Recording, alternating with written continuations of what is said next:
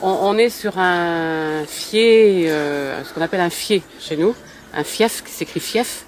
Et donc en fait ici chez nous ça correspond à une butte.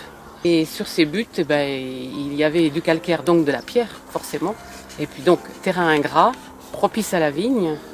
Donc la vigne a été plantée sur ces buttes-là. S'imaginer que sur cette butte-là, qui est la plus, il y avait 600 parcelles de vignes. Les parcelles qui faisaient quelques rangs en fait. Chose la folle, c'est le cépage qui a fait la renommée de Sigourney. La folle, les premières mentions de la folle, c'est 1120.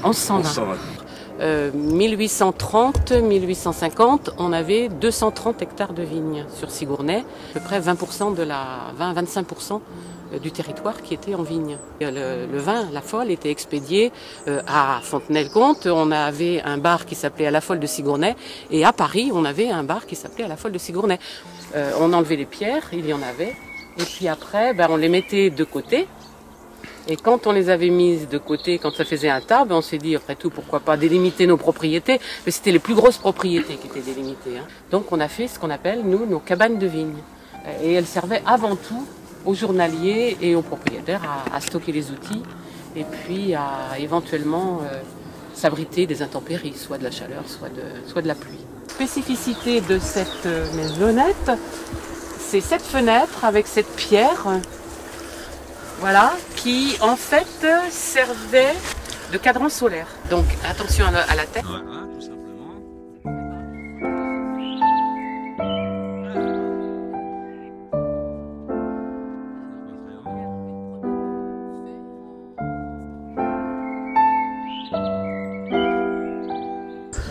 On a des conventions avec les propriétaires qu'on a signées.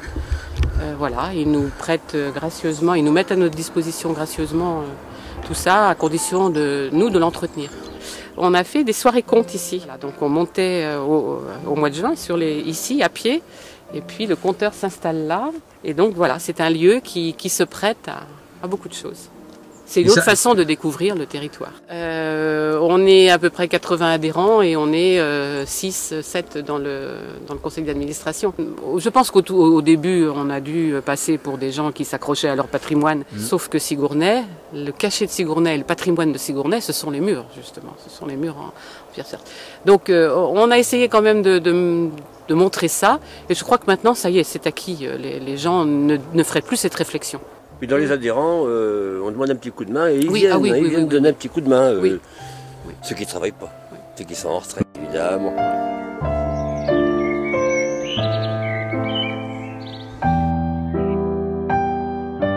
On a une là-bas. Alors voilà, là c'est la difficulté de la cohabitation avec les agriculteurs. Cette cabane de vigne, au tout départ, on y accédait par là-bas, pas de problème, on avait l'exploitation de cette cabane.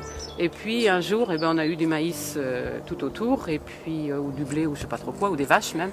Non, le but pour nous, association, n'est pas de tout conserver, mais de conserver des spécimens, on en a 6, de conserver des spécimens tels qu'on puisse montrer ce qui se faisait, parce que il est bien évident qu'il y en a qui ont disparu, qui étaient aussi très intéressantes. C'est évident.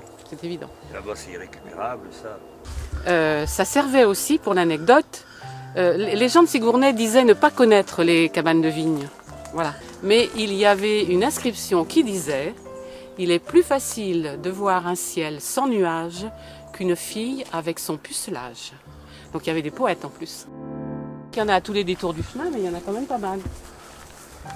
Voilà, donc une autre. Celle-ci, moi j'aime beaucoup la couleur.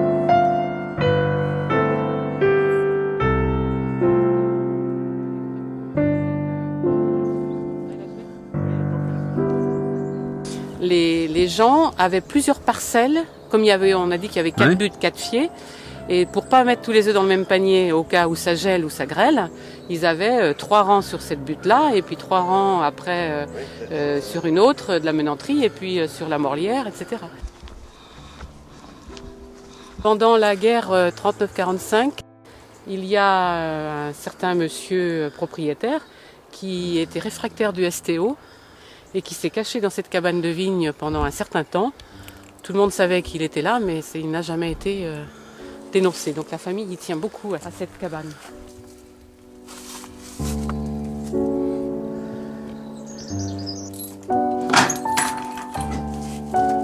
C'est du des fleurs.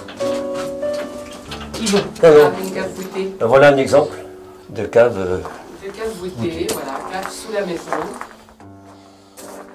Quelquefois, pas ici, mais quelquefois, il y avait le pressoir était en haut, il y avait des barriques, et la vendange, hop, est collée directement ici, dans la cuve. Enfin, la vendange, le vin, le jus. D'accord. Mais enfin, de toute façon, c'est également une aération, parce qu'il faut qu'elles soient aérées, les caves. Elles sont toutes plus ou moins humides.